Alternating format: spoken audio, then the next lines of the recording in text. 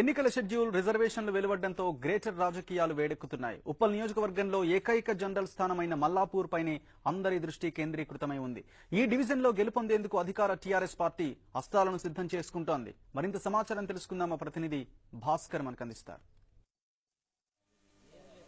Greater ఎన్నికల notification విడుదల కావడంతో రాజకీయ పార్టీల హడావుడి మొదలైంది. ప్రస్తుతం మనం మల్లాపూర్ డివిజన్ లో ఉన్నాం. మల్లాపూర్ డివిజన్ లో టీఆర్ఎస్ నేతల సమావేశం జరుగుతుంది. టీఆర్ఎస్ టికెట్ ఎవరికి అనే దాని మీద తర్జన భర్జనలు జరుగుతున్న నేపథ్యంలో ఇక్కడ కొంతమంది టీఆర్ఎస్ నేతలు ఉన్నారు. మల్లాపూర్ లో ఎటువంటి సమస్యలు ఉన్నాయి, ఆ సమస్యల పట్ల టీఆర్ఎస్ నేతలకు ఎటువంటి విజన్ ఉంది, వాటిని ఆ సమస్యల పరిష్కారానికి వాళ్ళ వద్ద ఉన్న ప్రణాళికలు ఏంటి, వాళ్ళు ఏ విధంగా ప్రజల దగ్గరికి వెళ్లి ఓట్లాడుతారో వాళ్ళని అడిగి తెలుసుకుందాం. మనతో పాటు ఇక్కడ స్థానిక నేత దేవేందర్ రెడ్డి ఉన్నారు, ఆయన అడిగి తెలుసుకుందాం.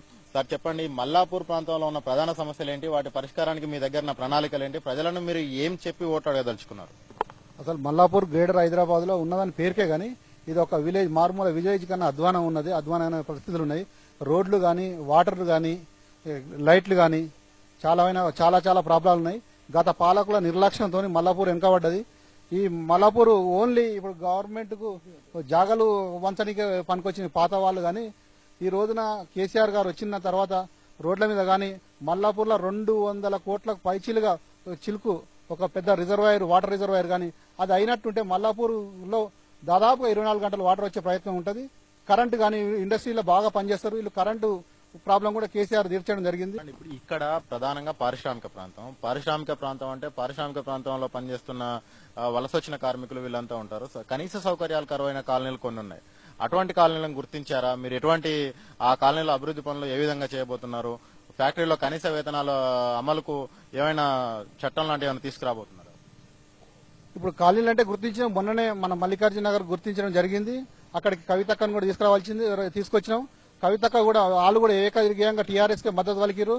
వాళ్ళ మద్దతు ప్రకారంగా ఆ కాలనీని దత్తత తీసుకొని కాలనీ డెవలప్ చేస్తే ప్రతి ఒక్కటి మొత్తం ఏ సమస్యలు ఇయర్స్ లోనే ముఖ చిత్రం ఖచ్చితంగా మారబోతుంది. ఇక్కడ పైన టీఆర్ఎస్ ఉంది కాబట్టి ఇక్కడ టీఆర్ఎస్ గెలిపించినట్టయితే ఇంకా ఒక కార్పొరేటర్, ఒక మంత్రి దగ్గరికి ఈజీగా పోగలుగుతాడు.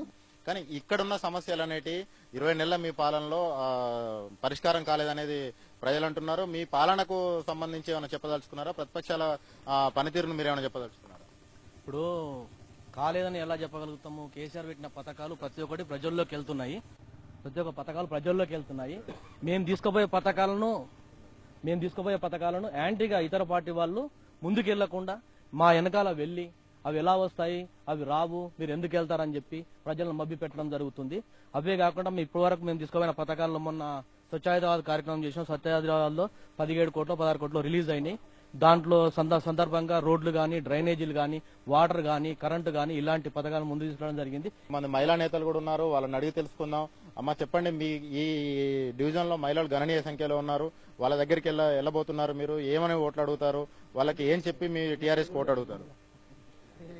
ముఖ్యంగా మహిళలకు 75 సీట్లు కేటాయించడం, 50% కేటాయించడం అనేది మా గవర్నమెంట్ ఇవ్వడం అనేది మాకు మహిళలకందరికీ సంతోషించదగ్గ విషయం. మేము మహిళల దగ్గర కంటే ఇప్పుడు ప్రతి రేషన్ కార్డు ఉన్న వాళ్ళకందరికీ కళ్యాణ లక్ష్మి పథకం వర్తించే విధంగా మా సారు అమలు చేశాడు. ఇలాంటి సంక్షేమ పథకాలన్నీ మేము గడప గడపకు ప్రతి ఇంటికి తీసుకెళ్లి మేము పర్టికులర్ గా మహిళలకు ఎంతో అవకాశాలు ఉన్నాయి. రేపు ప్రతి దానికి డబుల్ బెడ్రూమ్ ఇళ్లే గానీ, 6 కిలోల బియ్యమే గానీ, 1000 రూపాయల పింఛనే గానీ ఇలాంటివన్నీ మేము పింఛన్లు కూడా దగ్గరుండి ఇప్పిస్తున్నాం రాని వాళ్లకు. ఇలాంటివన్నీ చేస్తున్నాం కాబట్టి మాకు ఓట్లాడికే అవకాశం ఉంది. మల్లాపూర్ డివిజన్ లో మాకు అంటే మహిళలకు సంబంధించి ఒక 75 సీట్లు కేటాయించారు. నగర వ్యాప్తంగా ఒక సముచితమైన గౌరవాన్ని కల్పించారు. ప్రజలకు కూడా అనేక సంక్షేమ పథకాలతో అన్ని వర్గాల ప్రజల్ని కలుపుకుపోయేందుకు, అన్ని వర్గాల ప్రజల్ని చేరేందుకు ప్రభుత్వం తీవ్రంగా కృషి చేస్తుంది. ఈ కృషిలో భాగంగానే మమ్మల్ని సమర్థిస్తారు. మా గెలుపు నల్లేరు మీద నడకే అని చెప్పేసి మల్లాపూర్ డివిజన్ టీఆర్ఎస్ నేతలు అంటున్నారు. కెమెరామెన్ మురళీకృష్ణతో కలిసి భాస్కర్, 10 టీవీ, మల్లాపూర్ నుంచి.